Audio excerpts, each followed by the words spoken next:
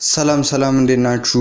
ውድ የተከበራችሁ ተመልካቾቼ የዝውውር መረጃዎችን እንደተለመደው በቻናሌ ላይ ይዤላችሁ መጥቻለሁ። ለቻናሌ አዲስ ከሆናችሁም ይህን ቻናል ሰብስክራይብ ማድረጋችሁንም አትርሱ እያልኩ በቅድሚያም ወደ መረጃዎቼ የማልፍ ይሆናል። በቅድሚያም አጠር ያሉ አንድ ሁለት ጉዳዮችን ስንመለከት ማንቸስተር ሲቲዎች የቸልሲውን ሶስተኛ ግብ ጠባቂ ማርኬስ ፔትሊን እንዲሁ ለማስፈረም ከስምምነት ላይ ደርሷል።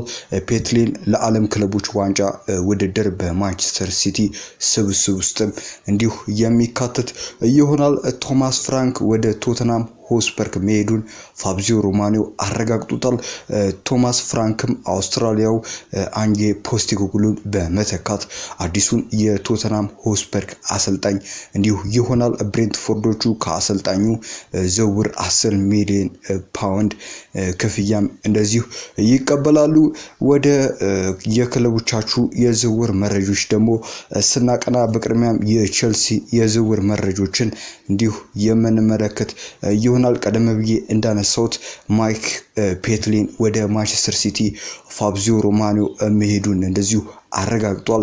ቼልሲዎች ደግሞ ይህን ተጫዋች ለማንቸስተር ሲቲ አሳልፈው መስጠታቸውም እንደዚሁ እየተገለጸ ይገኛል። ፋብሪዚዮ ሮማኖም ትላንት ማምሻውን አካባቢ ነበረ ይህን ዝውውር መጠናቀቁን እንደዚሁ የዘገበው። ቼልሲዎች ደግሞ እንዲሁ ወደ መሐመድ ቅዱስን ለማስፈረም ባቀረቡት ጥያቄ ሮበርት ሳንቼስን ለማካተት እያሰቡ እንደሚገኙም እንደዚሁ እየተዘገበ ይገኛል። ዌስትሃሞችም ለጋናዊው አጥቂ 70 ሚሊዮን ይፈልጋሉ። ሰማያዊዎቹም ዋጋው ዝቅ በማድረግ እንደዚሁ ዝውውሩን ለመጨረስ እየተንቀሳቀሱ እንደሚገኙ ቲም ቴክ ዘግቦታል። ወደ ሊቨርፑል የዝውውር መረጃዎች ስናቀና ደግሞ ሊቨርፑሎች እንዲሁ ተጫዋቾችን ለማስፈረም ጥረት እያደረጉ ይገኛሉ። በዚህ የዝውውር መስኮት አንዳንድ መረጃዎችም እንደሚዘግቡት ከሆነም አንጀሎ ስቴለር ከአሁኑ በኋላ የሪያል ማድሪድ የክረምቱ የዝውውር እቅድ አካል አይደለም። ሊቨርፑሎችም እንደዚሁ ጀርመናዊውን በጣም ፍላጎት አላቸው። አረን ስሎትም በታክቲካል ብስለትና በአደረጃጀት ችሎታው እንዲሁ በመደነቁ እየተነገረ ይገኛል።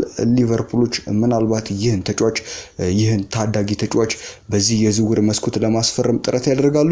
ዳርዊን ኑኔዝ የአልሃሊውን ጥያቄ ውድቅ አድርጓል፣ ግን ሊቨርፑልን ለመልቀቅ ተዘጋጅቷል። እሱም ለመሸጥ ዋጋው 55 ሚሊዮን ዩሮ ሊሆን ይችላል። ግን ኑኔዝ ቅድሚያ የሚሰጠው በአውሮፓ ውስጥ እንደዚሁ መቆየትን እንደዚሁ ይፈልጋል። ወደ ማንቸስተር ዩናይትድ የዝውውር መረጃዎች ስናቀና ደግሞ ማንቸስተር ዩናይትዶች በዚህ የዝውውር መስኮት በርካታ የሚባሉ ተጫዋቾችን ይለቃሉ ተብሎ እየተነገረ ይገኛል። ከነዚህ ውስጥ መካከል ደግሞ ራስሙስ ሆይሉንድ ይጠቀሳል። ይህ ልጅ በርካታ የሚባሉ የጣሊያን ክለቦች ይፈልጉታል። ከነዚህ ውስጥ መካከል ኢንተር ሚላን የተጫዋቹ ዋነኛ ፈላጊ እንደሆነ እየተነገረ የሚገኝ ጉዳይ ነው። በማንቸስተር ዩናይትድ ቤት መቆየትን ይፈልጋል። ነገር ግን የማንቸስተር ዩናይትድን እንዲሁ የፍቃድ ያከብራል። ምናልባት በዚህ ክረምት ሊለቅ ይችላል ተብሎ እየተነገረ የሚገኝ ተጫዋች ነው። አሁን ላይ ወደ ጣሊያን የሚሄዱ ነገር በስፋት እየተነገረ ይገኛል። ማን ዩናይትዶች በጋናዊው አጥቂ እንደዚሁ የግራ መስመር ተጫዋች የሆነውን ሴሜኞን ለማስፈረም አሁን ላይ በድጋሚ ፍላጎት አሳይቷል ሲል ስካይ ስፖርትም እንደዚሁ ዘግቧል። ይህ ልጅ በበርንማውዝ ቤት እጅጉን ድንቅ የሚባል እንቅስቃሴን እያሳየ የሚገኝ ተጫዋች ነው። ለበርንማውዝም ጥሩ የሚባል አስተዋጽኦን ማድረግ ችሏል። እንዲሁ ማንቸስተር ዩናይትዶች ደግሞ የአጥቂ ስፍራ ቦታቸው ላይ ለመጨመር ይህንን ተጫዋች ለማስፈረም ይሰራሉ ተብሎም እየተነገረ ይገኛል። በቪክተር ዩኬሬሽ እና በስፖርቲንግ ሊዝበን መካከል ግጭት እንዲቀሰቀስ ያደረገው በክለቡ ፕሬዚዳንት ፍራንኮ ቫንዳስ ለዩናይትድ እና ሌሎች ክለቦች ክለቦች የተጫዋቹን ዋጋ 80 ሚሊዮን ዩሮ ነው ብለው መናገራቸው ነው። ዩኬሬሽ እና የእሱ ወኪሎች የሚያውቁትና ከክለቡ ጋር የተስማሙበት የተጫዋቹ አጠቃላይ ዋጋ 70 ሚሊዮን ዩሮ ወይም ደግሞ 60 ሚሊዮን ዩሮ ነው። መጋጨታቸውም ምክንያት ተብሎ እየተነገረ የሚገኘው ቪክተር ዩኬሬሽ በኢንስታግራም ባዮ ገጹ ላይ የስፖርቲንግን ስም ስላጠፋ በእነዚህ ዳይሬክተሮች እንዲሁ መቆጣታቸውንና የተጫዋቹን ዝውውር እንደዚሁ ከፍ ማድረጋቸውንም በቪክተር ዩኬሬሽ እንደዚሁ ቁጣ ተነስቷል እየተባለ ይገኛል። የተጫዋቹም እንደዚሁ ማረፊያ አሁን ላይ ማንቸስተር ዩናይትድ እየተባለ ይገኛል። አርሰናሎች የዚህን ተጫዋች ፈላጊ ነበሩ። ነገር ግን ወደ ፊታቸውን ወደ ሴስኮ ማዞራቸውን ተከትሎ ማንቸስተር ዩናይትዶች የዚህን ተጫዋች ዝውውር ምናልባት ለመጨረስ እጅጉን ከፍተኛ ገንዘብ በአሁኑ ሰዓት ላይ ለጥፎበታል። ወደ አርሰናል የዝውውር መረጃዎች ስናቀና ደግሞ በማርቲን ዙባሜንዲ የወደፊት ቆይታ ዙሪያ ብዙ ነገር ሲባል ተሰምቷል። ሆኖም የሰሜን ለንደኑ ክለብ አርሰናል ስፔናዊውን አማካኝ የማስፈረም እድሉ እንደዚሁ ከፍተኛ ነው። ዴቪድ ኦርነስቲም እንደዚሁ ፋብሪዚዮ ሮማኖም እየዘገቡት ይገኛሉ። ይሄ ልጅ ወደ ሪያል ማድሪድ ይሄዳል ተብሎ እየተነገረ ይገኛል። ነገር ግን ወደ አርሰናል የሚሄድ ነገሩ እርግጥ እንደሆነ ፋብሪዚዮ ሮማኖ እና ዴቪድ ኦርነስቲ አክለውም እንደዚሁ ተናግሯል።